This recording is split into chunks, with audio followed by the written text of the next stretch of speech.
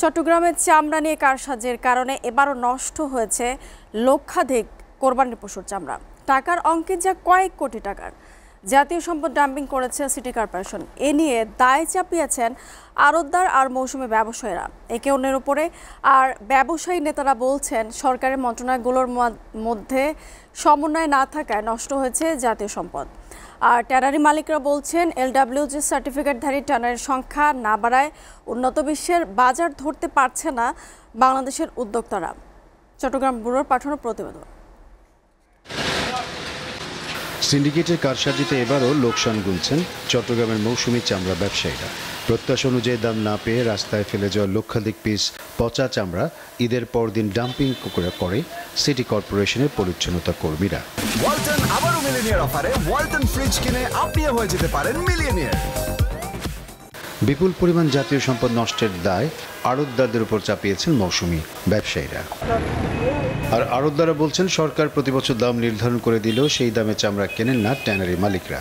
চামড়ার গুণগত মান ও ছেঁড়া ফাটার অজুহাতে বিপুল পরিমাণ চামড়া গ্রেড কমিয়ে নামমাত্র দামে কেনেন তারা।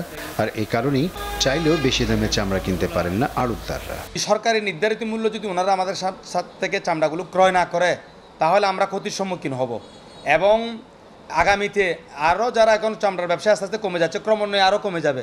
তাহলে চামড়া এই শিল্পটাকে টিকিয়ে রাখার জন্য চামড়া ট্যানারি মালিকদের পাশাপাশি যারা আড়তদার ব্যবসায়ী আছে তাদেরকে উদ্বুদ্ধ করতে হবে এবং তাদেরকে প্রণোদনা দিতে হবে এবং তাদেরকে সরকারিভাবে সহযোগিতা করতে হবে। ব্যবসায়ী নেতারা বলছেন চামড়া শিল্পের এই সংকট বহুদিনের পুরনো, মূলত একাধিক মন্ত্রণালয়ের অধীনে হওয়ায় সমন্বয় হচ্ছে না। আর এতেই প্রতি বছর নষ্ট হচ্ছে বিপুল পরিমাণ জাতীয় সম্পদ।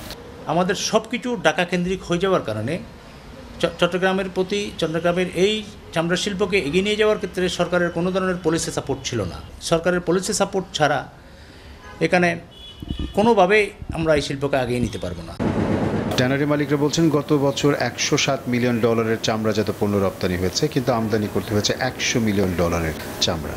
দেশের ট্যানারিগুলোতে LWG সার্টিফাইড ট্যানারি না থাকায় দেশের শু ফ্যাক্টরিগুলো এখানকার ট্যানারির চামড়া ব্যবহার করতে পারছে না। যেহেতু CTP নাই, প্লাস আমাদের LWG সার্টিফাইড ট্যানারি নাই পর্যাপ্ত, যার জন্য এই বাজারটা আমরা হারাচ্ছি এবং আমাদের ইম্পোর্ট করতে হচ্ছে। এখানকার যারা শু ফ্যাক্টরি বা বাইরের যারা আছে শু ফ্যাক্টরি যারা ইনভেস্ট করছে এখানে, তারা বাইরে থেকে নিয়ে আসতে বাধ্য হচ্ছে। যতদিন সাভারের চামড়া শিল্পের সেন্ট্রাল ETP চালু ও ট্যানারিগুলো মান উন্নয়ন না হবে ততদিন এই সংকট চলবে বলেও জানিয়েছেন ট্যানারি মালিকরা। SCTV news desk.